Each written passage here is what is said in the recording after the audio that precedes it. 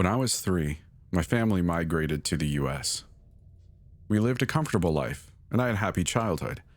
My parents were a bit superstitious, so we had a few strange traditions, and they would always tell me stories about kapres, aswangs, mananangals, tikbalangs, and tianaks, and the like.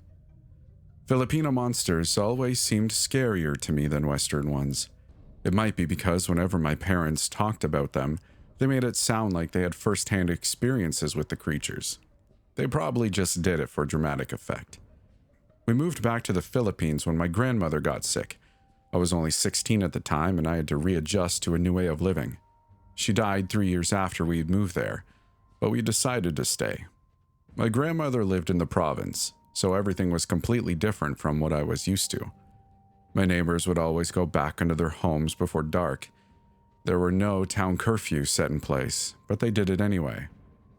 I was taught to say tabi tabi po anytime I passed by an anthill or a big tree. Whenever my friend visited, he would yell tau po at the door. We weren't allowed to sweep the floor at night. Basically, there was a long list of things we should or shouldn't do. I never really understood why everyone found these things so important. I just followed along out of respect, but I wouldn't necessarily call myself a believer. So when I finally moved to the city for college, I was more than ready to live a life without all the weird superstitious beliefs. That was a few years ago. I recently graduated with a degree in marketing. I also met my fiancée, Myra, in college, and I was finally ready to take her home to meet the family. I had no debt, and I already had a job lined up for when I got back to the city. Life was good. "Are you sure they're gonna like me?" my fiancée asked as we were driving to the province. "They're going to love you, baby. There's nothing not to love," I reassured her. She gave me a soft smile in return. Myra was born and raised in the Philippines. She's never even left the country. We were extremely different, considering I was pretty westernized. We disagreed a lot. We disagreed on a lot of things in the beginning, but we eventually found some middle ground as we got to learn about each other more. She was more on the conservative side, so a lot of the things I was used to bothered her. Let's just say when she found out I watched porn, there was a lot of screaming, and not the good kind. Maybe a bit of the good kind when the fight ended, but we got past all that and got to a pretty good place. I was proud of how much our relationship grew. There were a few other strange things about her, but I didn't really mind too much. Sometimes, in the middle of the night, she'd go to the bathroom for a half hour or so. I rarely noticed her get up, but when I did, she would just tell me she had stomach problems. Another thing was how she always wore this weird necklace. She never took it off, not even in the shower or when she went to sleep. But those were just little things I eventually got over. "We're here," I said as I parked the car.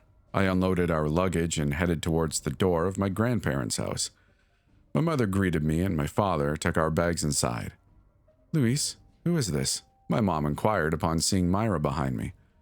"Ma, this is Myra, and we have something important to tell you, but we'll need the rest of the family too," I said eagerly. Myra smiled at her and gave her a small wave. "It's nice to meet you, ma'am." For some reason, my mom didn't look so pleased. She pulled me inside and whispered, "I don't like her, Anak. She has no manners." "What are you talking about? She just got here and you haven't even gotten to know her yet." "Anak, listen to me. That woman will bring nothing but misfortune to us all." "I can't believe you're saying all this right now. At least give her a chance." I walked toward Myra, took her hand, and practically stormed into the house. My whole family was there. My father, brothers, sister, grandfather, cousins, and my aunts and uncles. They all looked surprised to see me drag some unfamiliar woman into the house. "Everyone, I'd like you to meet Myra. She's my fiancée," I announced. My announcement received mixed reactions, mostly confusion. My sister, Clara, was the first one to speak up. She plastered a huge grin and said, "Well, welcome to the family." Clara walked over to Myra and intended to give her a hug but was stopped short. "I'm sorry, but I'm not too big on physical contact, what with COVID, monkeypox and all that, but I appreciate the gesture," Myra stated and gave her a smile instead. "Oh, yeah, totally." Everyone else followed suit with their congratulations, and we ended the day with a family dinner. We had some champagne to celebrate the news of our engagement as well. My mother remained quiet the whole time, but we had a good time nonetheless. At around 3:15 that night, Myra had gone to the bathroom again at some point. I tried to go back to sleep, but I heard a strange fluttering noise in the backyard. I went outside to investigate. I know. Big horror movie trope. The Asian dude goes somewhere alone and dies first. But my life wasn't a movie, so I didn't see the harm. I saw Myra standing behind a wall. It looked like she was observing something. I inched closer to see what she was staring at. What I saw would forever be burned into my memory, like hot iron branding a mark right onto the surface of my brain. I thought it was a chopped up log or something at first, but then I saw the legs, and it started to move ever so slightly. It was the lower half of a human body. I nearly screamed at the sight, but Myra saw me and shoved her hand onto my mouth. She gestured to me to go back inside and lock the door behind us. Once we were inside, she put a finger to her lips as if to say, "Quiet." She disappeared into the kitchen to grab me a glass of water and help me back into the bedroom. "Luis, I need you to listen very carefully. What you just saw, you weren't supposed to see that. But there are creatures far beyond our understanding that share this world with us. Sometimes they walk this earth like they're one of our own," Myra explained to me as I occupied myself with drinking from my glass. "Look, the province, it's different here. The culture is heavily influenced by superstition. A lot of that culture is lost in the city. It's safer there because of the number of people and the lack of belief. While being superstitious can help the people in the province in some way, since they know how to ward them off, their belief is also what gives these creatures power," she continued. "So, what? What was that thing?" I asked her, still in shock from the sight I had seen earlier. "I think you know. Your parents told you, right? The stories of beautiful women who turn into monsters at night. The ones whose bodies split in half, the upper half going off to feed on its prey. Menanangal. Yes, they're one of the more dangerous ones, especially to people like us." "Like us? We're about to be newlyweds." "They usually feed on pregnant women and newlyweds, but they're not limited to that. Sometimes it could just be someone who fell asleep with their window open." "Why newlyweds? Pregnant women makes more sense, I guess. I know monsters tend to like fetuses." "I'm not sure. They are a lot of different iterations. One of the more popular ones states that they were left at the altar, so they seek out new grooms or grooms-to-be.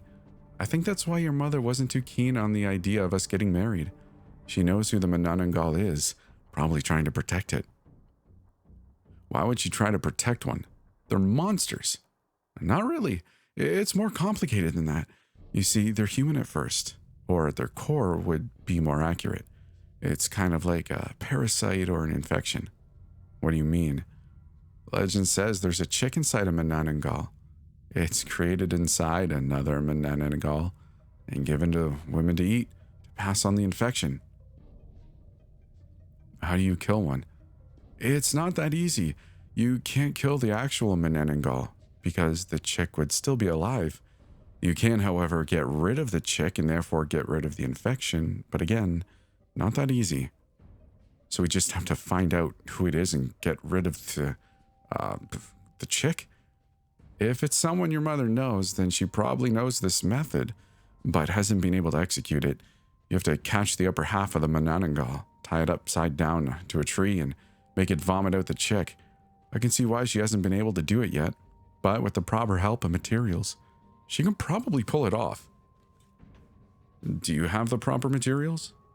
"Well, not yet, but I can gather them. I'll need help from an albularo, and maybe 2 other people." I had a difficult time processing all this information. Honestly, I couldn't even believe I was having this conversation. I thought I would just wake up the next day and this would all have just been some terrible nightmare. But it wasn't. The next day, right after breakfast, Myra was asking around about an albularo, some sort of witch doctor who practices folk healing. My mom was still avoiding me. I also wanted to go right up to her face and tell her that I knew her secret. But Myra told me I should hold off on telling my mom, until she's fixed the problem. I know that my mother was just trying to protect me, but I couldn't get over the fact she was also trying to protect this thing. By midnight, we were staking out in a little shed we had in the backyard to reveal the identity of the Manananggal. I thought I was shocked the first time, but to say I was unprepared for what I saw tonight would be an understatement. "Who is that? Do you know her?" Myra asked me. "Yes. It's my grandmother." After we found out the identity of the Manananggal, we decided to go through with our first plan of expelling the chick and possibly ending Lola's misery. Myra said she needed a few more days because she hadn't found an albularo yet at that time. She'd already gathered most of the materials she needed: thick rope that's been steeped in vinegar for 13 days, unrefined sea salt, water that's been blessed by a priest, and some garlic. Just ordinary garlic. We also needed to find a bellet tree and douse it in the holy water. A lot of you asked why Myra knows so much. Apparently, she's been doing this for years. When she was born, she was given a gift to be able to see things normal people could not. She refers to it as her third eye. According to her, everybody has one, but they're normally closed. She was born with her third eye open. Her parents figured this out when she was a child, so they gave her an anting to wear for her protection against evil spirits. It's the weird necklace I was talking about in my first post. It's hard to miss since it looks unusual. That's why my mother was superstitious of her when they met. My mother has always been the superstitious one in the family. Her siblings didn't really care much for that sort of thing, so they didn't understand the significance of Myra's necklace. As for why Myra disappears in the middle of the night, she explained that she was trying to protect me. She can sense negative energy, so whenever she sensed a being with evil intentions, she would perform rituals to exorcise them. I'm sure you know sleepers are familiar with the witching hour, and that's why she did this at specific hours during the night. She felt like she had an obligation to protect those around her, since she's been blessed with this gift. I told her other people are not her responsibility, and she responded with something along the lines of, "It's my God-given purpose." I've been an atheist for years now, but I respect other people's beliefs, so I decided not to argue with her on that. Now that I've answered all your burning questions about Myra, I'll get back to my update. I'm sure you're all dying to know about my grandmother. After we had everything we needed, albulario included, all that was left was the ritual. Remember my friend who said Taupo whenever we visited? Turns out he's pretty superstitious, so when I asked him to help us catch a Manananggal, he didn't even hesitate. He seemed excited even. We'll call him Juan, since he asked me not to reveal his identity here. Mine and Juan's task was difficult. We were supposed to catch the upper half of Lola's body. I'd never even gone hunting before, so I wasn't too sure if I'd be able to capture a flying monster. Myra assured me that the sea salt and garlic would weaken her, and we'd just have to tie her up with the vinegar-steeped rope. Yes, just tie up a Manananggal upside down on some supposedly magical tree. Sounds simple enough, right? We used blood to lure my grandmother to a clearing by the bellet tree. I heard what sounded like humongous wings flapping around, and I knew what I had to do. Seeing her like that again was heartbreaking. Lola used to have such a warm and welcoming face, but now it was distorted and almost didn't even look like her. Her complexion was almost gray. Her eyes were bloodshot and her pupils were dilated. The veins in her face were black and protruding, as if they could pop out and come alive at any moment. Her mouth looked too big for her face, with long and razor-sharp teeth. The skin around her mouth was red, like it had been irritated from stretching too far beyond what it was supposed to. Her wings looked like that of a bat's, but much, much bigger. At the end of her torso, I could see her guts spilling out, barely hanging on to the rest of her. Even from the sky, I could smell this horrible stench coming from her. It was a mixture of a metallic scent, presumably the blood of her victims, and rot. I didn't want to look, but I had a job to do. As she descended, I threw the sea salt and crushed garlic mixture at her, and she fell to the ground. Juan and I quickly worked on tying her up. Her screams were horrific. It was a combination of something deep and raspy, as well as her own voice. She looked at me, and I thought I saw a moment of recognition in her eyes. Please, Apo, do not let them do this to me, my grandmother pleaded. I'm sorry, Lola. It has to be done. Her face contorted with rage. Terrible, horrendous rage that I could feel reverberating throughout my entire body. It was unnerving. Wala ka talagang kwenta. She snarled at me for the non-Filipinos reading this. She basically called me a worthless piece of crap. I tried to focus on the task at hand instead.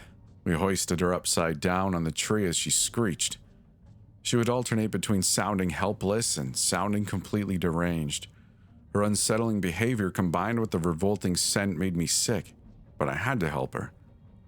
The albulario walked toward us, carrying some concoction he had cooked up to supposedly make my grandmother vomit out the chick. Please stop, a familiar voice yelled out, interrupting our ritual. It was my mom. She was running toward us, clearly out of breath. She was never very athletic. If you do this, you will kill her, Ma explained. Kill her? I thought she'd been dead for years and somehow got turned into this monster, I said confused. You don't understand, Anak. Your Lola, she was very sick. I did what I had to do.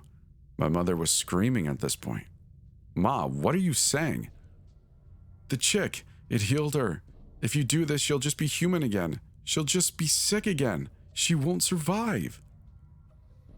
Ma then went on to explain how she and her siblings faked my grandmother's death. The chick has been passed down to generations as a family heirloom. Lola was never interested in becoming a Manananggal, but she kept it for future generations. I don't really understand her reasons for this, but then again, I don't understand a lot of things people do in the province. When Lola got sick, they urged her to eat the chick to regain her strength. She refused, saying she wanted to die as a human being, that she didn't want to mess with that kind of black magic. But her children were not ready to let her go. So they forced her to eat it. My mother was the only one who knew about the chick at first, since it was to be passed down to her, as she was the firstborn daughter. When she told her siblings she knew a way to save their mother, they told her to do whatever it took. The grown-ups were all in on it. They told everyone in town that my grandmother had died, to avoid suspicion. They hid her in my uncle's house during the day and allowed her to go off to feed at night. I don't know how to explain it, but I felt betrayed. The family I had known and loved were not the people I thought they were. They almost seemed more terrifying than the monster hanging by the tree. For context, all our houses shared the same backyard, and she would leave the lower half of her body there when she went out to hunt. Filipinos don't normally leave their family home, but as my uncles and aunts had more children, it got too cramped. They decided on a compromise and built houses on the same property instead. Lola had a closed casket funeral, except there was nothing in there. Me, my siblings, and my cousins had no idea. At the time, we just thought her condition had rendered her corpse to look unpresentable. We didn't know we were mourning an empty coffin. I was angry, hurt, and disgusted. I'm sorry. I didn't know what else to do. There was a way to save her, and so I did, my mother said. Save her? You didn't freaking save her. You blatantly went against her wishes, I yelled back. Language, Anak. Screw that. You're all sick in the head. Myra decided to chime in and try to calm me down. Luis, I think we should save this for another time. Your mother might just need time to grieve and accept the situation. Are you actually siding with her on this? I couldn't believe what she was saying. We already have everything we need, and catching a Manananggal isn't exactly a walk in the park. I'm not siding with her. I just understand what it's like to lose a loved one. Just give her more time, okay? I looked at her with disgust. I know what it's like to lose a loved one, but there is absolutely no justifiable reason for what my mother and her siblings did to my grandmother. If you freaks want to let this abomination go free and feed on innocent people, I'm not going to be a part of it. I stormed out of there. I don't know what they did with the Manananggal, but I'm assuming they didn't go through with their ritual. I locked myself in my bedroom that night and haven't spoken to anyone since. Myra has been trying to talk to me, but I didn't want to see her. She would stand outside the door and ask me to let her in so we could talk. I never responded to her. I'll leave some food in here in case you're hungry. When you're ready to talk, just let me know, she said. I heard her set down a tray on the floor and walk away. I'm not sure what I should do at this point. Am I overreacting? Am I being needlessly difficult? Should I just let Lola be a Manananggal? Hello again. Sorry it's taken me so long to record this update. Thank you for sticking with me since my first post. I finally made my decision on what to do about Lola, so I'm recording this. But first, let me tell you about what happened in the past few days. Some of you suggested talking to my grandmother during the day, so I went ahead and did that. It was a bit of a hard conversation. It was a bit hard to convince my family to let me see her during the day, since they knew I didn't agree with what they did. They eventually gave in and I was able to speak with her. Oh, Apo, I didn't know you were in town, Lola said to me as I entered her room. She looked worse than I imagined, as if all the light and life in her had been drained. She had lost a lot of weight, and her skin looked like it was just barely hanging onto her bones. Her eyes were sunken and had dark circles around them. It was clear to me then that my family didn't care what kind of state she was in, just that she was alive. Yeah, sorry it took me so long to come see you, Lola. How are you doing? I asked hesitantly. I've seen better days. Do you know what they did? She frowned slightly. Yes, I asked them not to. How did you know about this? I saw you last night. I was trying to expel the chick from your body. She turned to look outside the window. There was a long pause before she responded. I love my children. I know they had good intentions in the beginning, but they need to let me go. My time on this earth should have ended a long time ago. Is there anything I can do to help? Kill me. Her request stunned me. It took me a moment to think of an appropriate response. What? Do the expelling ritual. Let that chick die in the sun and leave my body to die along with it. Nobody should have access to that kind of magic. I shouldn't have kept it with me. Screw tradition and trying to appease my ancestors. Get rid of the damn thing. I was surprised to hear my grandmother use this kind of language. I think she was just so done with everything at this point. Although it's understandable given everything my family has put her through. And don't tell those entitled brats about your plan, Lola continued. Okay, I'll do it. I have everything I need for the ritual, I replied, determined to help my grandmother end this nightmare of a curse. I headed back to my bedroom to see if Myra had returned at some point to stash the materials in there. Luckily for me, she did. It was all in a black duffel bag, practically begging to be used. I stuffed it in my empty suitcase that had one of those combination locks. I was getting hungry, so I decided to go to the kitchen to fix something up. Myra was there, grabbing a drink from the fridge. I still didn't want to talk to her, so I tried sneaking away. Food can wait. Louise? I heard her call after me. Oh, hey, Myra. Hey, didn't see you there, I said as I turned back around to look at her. She rolled her eyes at me. Honey, lying was never your strong suit. Anyway, we need to talk. About the wedding? Yeah, there's this cake that Can you stop trying to avoid the subject, please? I sighed. Babe, I get it, okay? You understand where my family is coming from, which I personally think is stupid, so there's nothing to talk about. Let's just agree to disagree. I do get where they're coming from, but it doesn't mean I agree with what they did. What they did to your grandmother and to you, your siblings, your cousins, it wasn't right.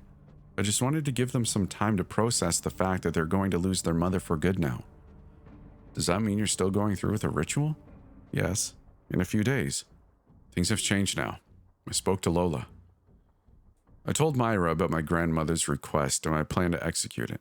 She didn't like the idea of being a part of actually killing somebody, but she agreed to help. Although she wasn't exactly enthusiastic about it. To be fair, neither was I.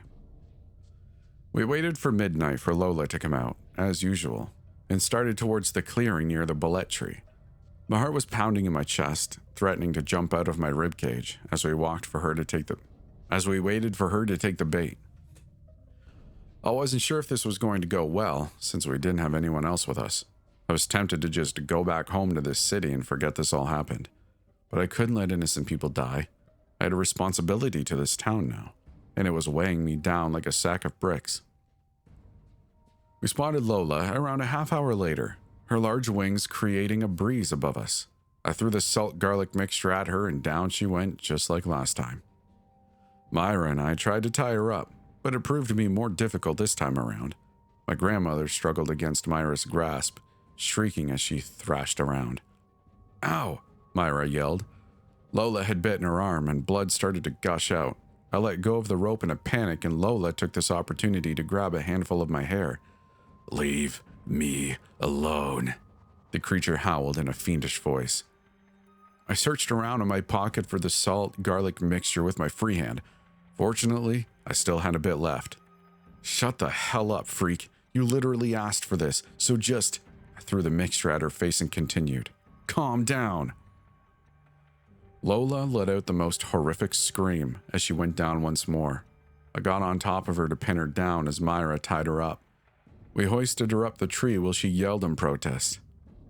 "Are you okay?" I asked Myra as I grabbed the first aid kit from my backpack.